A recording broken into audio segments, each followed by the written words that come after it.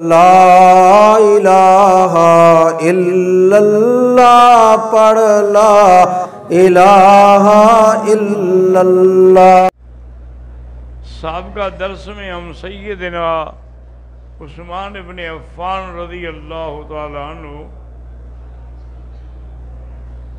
جس کا یہ لقب ذو النورین جو ہے، یہ کسی کو نہیں ملا ہے کہ آپ کے گھر میں پیغمبر کی دو بیٹیاں یکے بعد دیگرے۔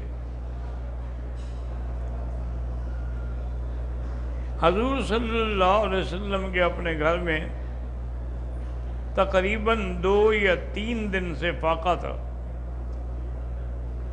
حضور پاک تشریف لائے اور بی بی عائشہ سے پوچھا، حل اصبتم شیئا، کوئی چیز ہے گھر میں؟ انہوں نے کہا لا یا رسول اللہ۔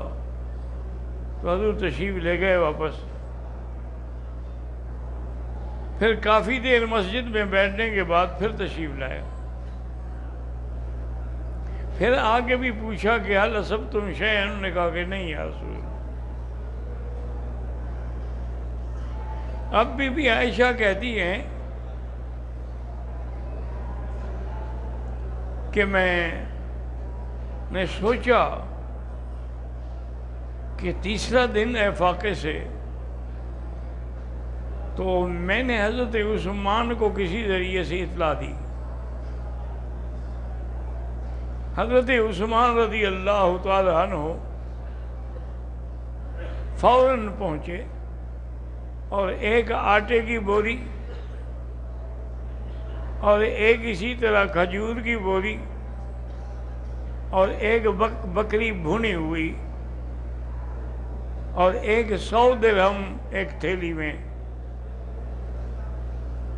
وہ آ کے بی بی عائشہ کو پیش کیا اور رونے لگ گئے کہ کمال کی بات ہے کہ اگر حضور کے گھر میں فاقہ ہے تو مجھے تم نے اطلاع کیوں نہیں دی؟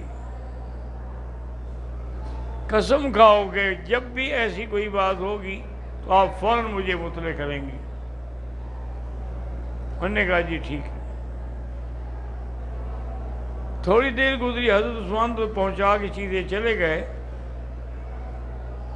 حضور صلی اللہ علیہ وسلم آئے، یوں آگے بیٹھے تو میں نے آپ کے سامنے ماشاءاللہ وہ بھنی ہوئی بکری تھی وہ پیش کی۔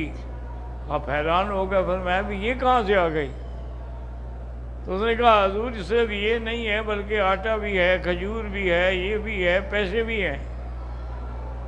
اور فرمایا کون دے کے گیا ہے؟ بی بی نے فرمایا کہ حضرت عثمان رضی اللہ تعالیٰ عنہ۔ بی بی فرماتی ہے کہ میں حیران ہوئی، اتنے دن کی بھوک ہے، اتنی بڑی اعلیٰ نعمت پکی ہوئی ہے، حضور نے نہیں کھائی، اٹھ کے بس یہ چلے گئے۔